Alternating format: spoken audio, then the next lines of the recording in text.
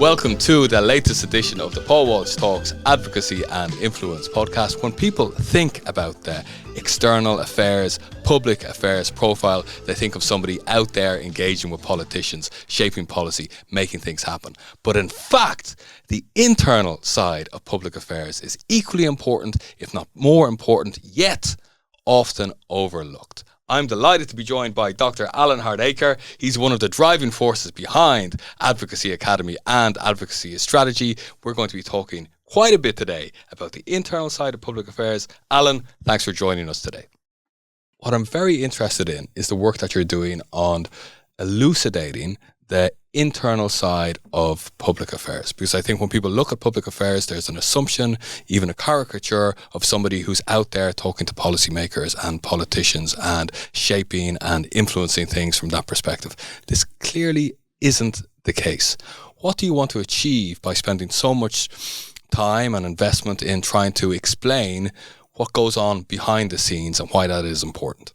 Yeah, look, I think at the beginning of this year, Paul, I was reflecting on what are the biggest challenges I've had in my career in public affairs.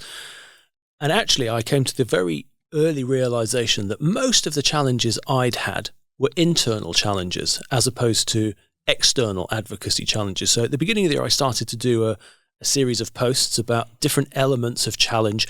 And it's been surprising how much that has resonated with people. And here we're talking about the difference between getting your organization in the right place to do advocacy and then actually doing the external bit of the advocacy. And it's almost the unwritten, unsaid part of everybody's job that nobody will tell you about, but that you become aware of. Is somebody in public affairs doing something wrong if they're spending 80% of their time on the internal side? Or is that just a fact of life? This is what's needed. So I guess it depends who you talk to and what their personal expectation is, but you will meet many people whose job is external or director of external affairs or SVP external whatever, and they will be doing 95% internal work because. And also there's a natural part of this as well, I think, Paul, in that if you work your way up a public affairs hierarchy to, SVP director level, then actually naturally you will move away from the front line. You will no longer be the troop on the ground going out and taking the meetings, and your job will be to align, strategize, connect with the organization. So in fact, actually, the job is an internal job. That's positioned very explicitly as an external job. That will also have, yes, but I guess the function or the team that you will run will be responsible for delivering external outcomes. It's that you personally will not be doing much of that external work. You will be doing all of the internal work to empower and enable your people to do the external stuff. So I think this is really just about setting expectations. If you know that is what your job is going to involve, that's fine. Okay, but it seems that many people don't. Yeah, look, I mean, I've had the personal experience of moving from sort of a public affairs market role through a Brussels office to a global group role and sort of discovering myself that, okay, actually, hang on a minute, I'm not actually doing any engagement anymore. And I talk to a lot of other public affairs directors, and I think as they move into these positions, they have similar reflections. So Yes, it's something to do with the expectation you have, something to do with what you're used to, but I do think there is a gap generally out there with regard to what these roles require and all of the challenges that you will face when you take them. So what are the things that you should address, let's say, in the initial stages of taking on a public affairs role in order to get the internal side right? So look, I actually recently did a survey. So I did a barometer that I'm going to do every quarter for public affairs professionals on what are the biggest challenges you face internally in your public affairs life. And let me give you the top 5 that have come back out of this survey. So the first one is lack of understanding on what public affairs does or can do for the organization. Secondly, lack of alignment between public affairs and other departments and functions. Thirdly, unclear or unrealistic leader expectations or objectives for the public affairs team. Fourth, too many priorities and therefore a lack of focus. And fifthly, finding the right metrics to articulate your value. They're the top 5 that public affairs leaders tell us right now that they are struggling with internally. So there's a great starting list. Did this list surprise you? Not in the slightest. Not in the slightest. Okay, fine. So you have the list of things to focus on, but specifically, what are the type of things that you need to do? It's that communicating more strongly internally, being clearer on explaining things to people, having a good understanding of how to explain these concepts clearly.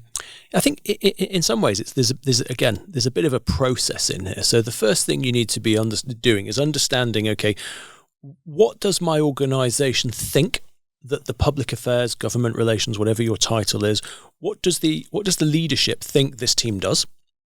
And this could be for an association. This could be the board. Okay, it's not just commercial organisations. First of all, what do they think we do? What do they want us to do? Because inevitably there's going to be a gap between what you actually do and what you actually can do. So the first is just trying to understand, what does everybody think we're doing here? And then we need to align on exactly what it is we're going to do. And when I say align, I mean literally we all have to sit around in a room, locked in if need be, with one slide that we can walk out and say, right, we're all in agreement that this function is going to do A, B, and C. Ideally, if you can keep everyone in the room for long enough, you're then going to decide, okay, what are the priorities? These are the top 5 or top 6 or top 7. And I use those numbers deliberately because, I have too many clients who have top 27 priorities. Yeah, that just, if everything's priority, nothing's priority. So the first thing, the basis of this is a clear alignment and identification on what you're going to do for your organization. That's the foundation. Without that, you're going to encounter a lot of problems along the way. Should that exercise of developing the priorities take a lot of time? How should people go about developing those? Yeah, look, I mean, there's different ways of doing it, and I guess here, I think, done properly, it takes time.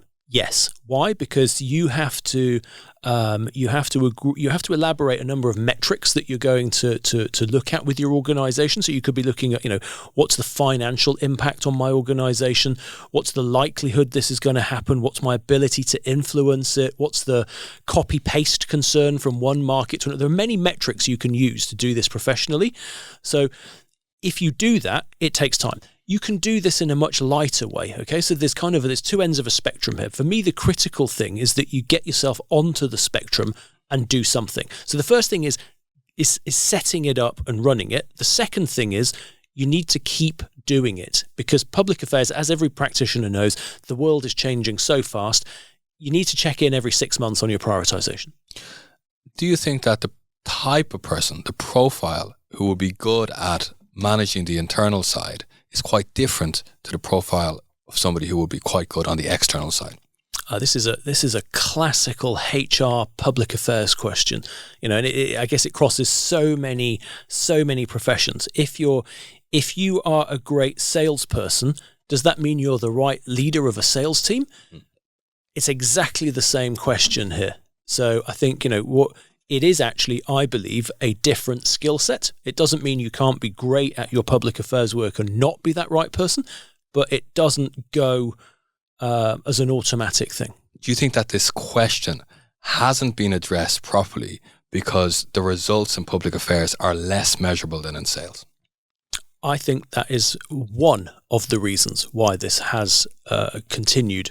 A second reason, so the first reason, I think, yes, if it's less measurable and quantifiable, which it should be, by the way, because if you do all this prioritization and do these exercises, you will be held to a higher standard of account. I think the second reason is probably related to the fact that in public affairs, it's, how can I put it? It's much less of a profession than it should be. So there are no base qualifications. A lot of people just do the job. And a lot of organizations still have a great belief in certain types of profiles. And so, for your older listeners, Paul, it's the Rolodex profile. For your younger listeners, this is probably, taking a civil servant because they know everybody in a certain space and thinking this is the right person to lead my public affairs team. Now, that might be entirely the case. It's actually highly likely that it's not the case. So Are we looking for two different profiles? Or let's say in the same way that you would have a sales manager who might not have been a successful salesperson, but who can manage a team really well, who has people who are great at going out there and making deals happen. Could you have the same dynamic in a public affairs team? Or should you? I guess my view, and again, I guess it's everybody's different leadership style, is that yes, you need. Let me answer your question by saying, an ideal public affairs leader is somebody who, and I'll take it as in an organization, the ideal lead for a public affairs function is somebody who understands the business, has the gravitas and the connection within the organization to be taken seriously, to articulate and align, and is then able to translate that and delegate that back to the team to go out and deliver. But critical to this, there's two things. One is an understanding of public affairs, and the second thing is the sort of the business acumen. Now, I say this quite specifically because you get a lot of public affairs leaders who come out of the public affairs silo into the business that don't have necessarily the right business acumen to connect to an organization. So I've also then seen many organizations who flip this, and they will give the lead of the public affairs function to a salesperson who then doesn't necessarily have the public affairs acumen. Now, so there's a hybrid monster in there somewhere that I think is the ultimate destination. You said something very interesting earlier, and I want to make sure that I got it right. You said that public affairs won't be measurable in the same way that sales is measurable, because in public affairs you're held to a higher standard of account. What does that mean? No, what I mean to say is that actually public affairs should be measured in the same way sales is, and needs to be held to a higher standard of account than it currently is. So it needs to be measurable, just like sales? Yes, absolutely. And is that possible? Absolutely. Why not? Explain that. So if you're in sales, you have targets, right? You have financial targets that you're expected to achieve within a specific time frame, and if you don't deliver them, you're going to be held to account. Simple as that. In public affairs, you can set out very clear expectations of what you're going to deliver, be that, delay this legislation, get this amendment. You can be very specific. You can even quantify what that contribution is, if you're going to take this to the furthest point that I think is professionally possible today. Now, there has to be a little bit of latitude over timing, because in sales, you will generally own your sales cycle.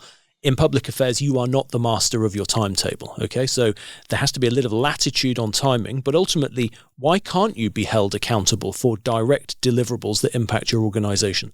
But there are so many different factors at play, including the fact that there will be lots of different actors trying to influence on a specific topic. So it's very hard to say who made the crucial difference.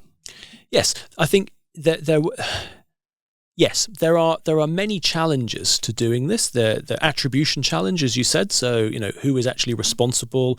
You have the joy of public affairs that you can do everything right and still not get the outcome you want. You can flip that. You do everything wrong and still get exactly what you wanted. There are many other actors operating in this space. You can get curveballed at the last second, not because of anything you did, just because political or other dynamics change. So yes, there are many what you would call mitigating factors, but I don't believe they should stop you from trying to articulate your value in a way that your organization can hold you to a higher standard of account.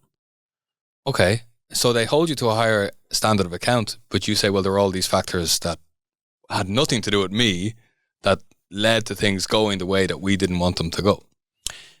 Yeah, look, I think it's about explanation and context. I think the first thing is there's nothing to stop you having those very tangible metrics. And I don't suspect it's it's necessarily so different in a sales environment. You don't control every aspect of that sales environment. You don't know what your competitors are doing, what your customers are. You cannot foresee if there's going to be a massive economic downturn or a recession. You can't be held accountable for everything either, but you're still held to your figures. Now, of course, in that circumstance, if there is a general climate change, there's a discussion about the targets. Well, shouldn't it just be the same in public affairs? Why are they so special?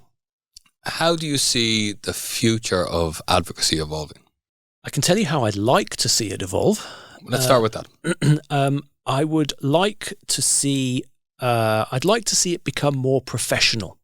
So I think that starts at several levels. I would like to see people arriving in public affairs jobs with a basic public affairs skill set. I would like them to arrive equipped to do the job, number one. I would then like the public affairs profession to be more structured. I would like it to be more specialized in the way that you already see perhaps in the US, where you have people who are dedicated to stakeholder engagement. You have people who are dedicated to just communications, social media channels. I'd like to see this develop a bit more broadly. All of that would then ultimately, I believe, lead to public affairs being taken more seriously in organizations. And I think I've written a little bit recently about the rise in chief political officers and sort of board level representation of external facing roles in organizations. Yeah, so I think if you can get some of the foundations right, you can start to get the right representation in organizations. So, yeah. So talking about the skill set, I'm 40 years old. I have a career in membership and communications. I want to get into advocacy. Yep. Where should I start? What should I do? So at this point, you've got a number of choices. Okay, so the classical road, as has existed until today, is you try and find yourself a job in this space and you learn as you go. I think that's what most public affairs professionals have had in their life. It's certainly what I had. I became a lobbyist in Brussels 25 years ago. I think for the first 2.5 years, I asked everybody I could find, how do I learn how I'm doing this job? How do I get better at this job? And literally every last person gave me the same answer, is just get on with it and you'll find out. So that's option one. Far from ideal, tried and tested, could take you some time. Option number two, I guess, is you could take a bit of money out of your wallet and a bit of time out of your life, and you could do a dedicated executive master's program in public affairs, of which there are now 3 or 4 high-quality ones around Europe. That will give you a solid base. Okay, they're also practical courses, right? It's not the theory that you're going to learn. You're going to learn about how this really works. Or alternatively, you could do something like the Advocacy Academy that we set up, which is is designed for this exact purpose. Okay, so it breaks advocacy or lobbying down into all of the key steps. It then showcases what it is, how you do it, and it gives you tools, tips, hints, templates to actually go away and do it. It does make it seem like quite an accessible profession. It's not like you necessarily have to spend 7 years doing a law degree. It's a reasonably well remunerated profession as well. Does that kind of provide you with a positive way of looking at things and a way to encourage more people to get involved? Yeah, look, I guess the current state of affairs is, I don't have any statistics to back this up. It's just a feeling, anecdotal from talking to people. But I think perhaps 97% of people who enter the public affairs profession have no formal public affairs training. So that's just a rough guess. So, and yes, ultimately this can lead to particularly well-paid, very exciting and interesting jobs. So I think that's the current state. I think that should change. And then the second thing I would say is that when it comes to what you would learn about the key components of public affairs, you discover that a lot of them are quite what you might call transferable skills. You know, everybody in their life does some form of stakeholder management. Everybody in their life spends time trying to persuade somebody of something. Maybe they don't formalize it in a position paper, but maybe they sit somewhere and think about what they're going to say to persuade someone. So I think, yes, it is quite accessible. It resonates quite easily with a lot of people. But I think what's critical is then making that jump to how you do that professionally. And yes, that can be done. I think if you were to dedicate 6 months with, say, the Advocacy Academy, or 1 year with a dedicated master's program, you can really equip yourself to probably a higher professional standard than the majority of people who are actually doing the job today. That's exciting. Yes, I think it's a great opportunity. Yeah. We've looked at the internal side of public affairs from the point of view of the people in public affairs. But let's say we take it from the point of view of the companies themselves, or the executives in higher positions who are trying to make sure that their organization is good at public affairs and advocacy. What do they need to do in order to facilitate their public affairs colleagues to be as successful as they can possibly be?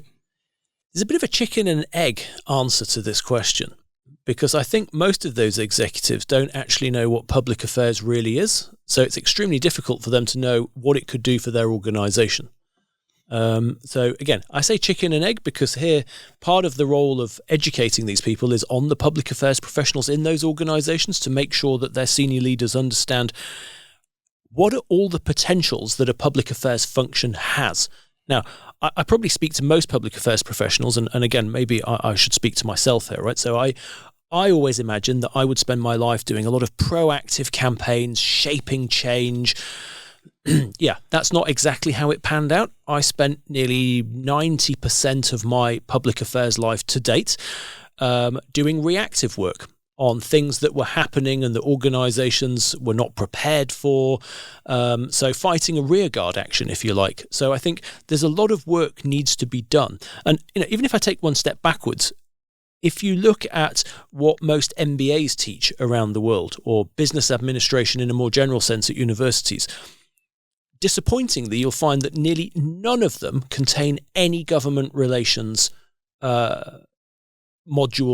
Yes, so you learn about sales, marketing, HR, business strategy, all the other aspects of the business world. They don't have any government relations, which is bizarre when you consider that McKinsey repeatedly surveys the business world and finds impact of legislation to be one of the top 3 annual business drivers.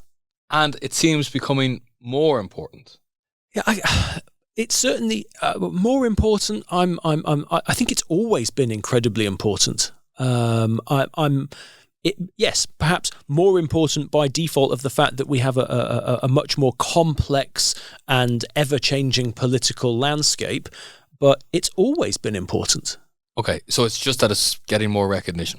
I think so. I'd like to think so. And yeah, well, yes, it definitely is, because you do see shoots. Yeah, you see a lot more public affairs directors in companies. You see a lot of companies looking at more closely at their external relations environment, which gets weaved in now a little bit with ESG communications. How are we going to manage the external environment? You see these shoots of chief political officers or more board representation to look at the more macro strategic risks that an organization faces. So I think it's happening. There are pockets, yeah? Not enough for my liking, but at least it's starting. We've spent a lot of time focusing on the challenges. What is one of the most satisfying things about working in public affairs?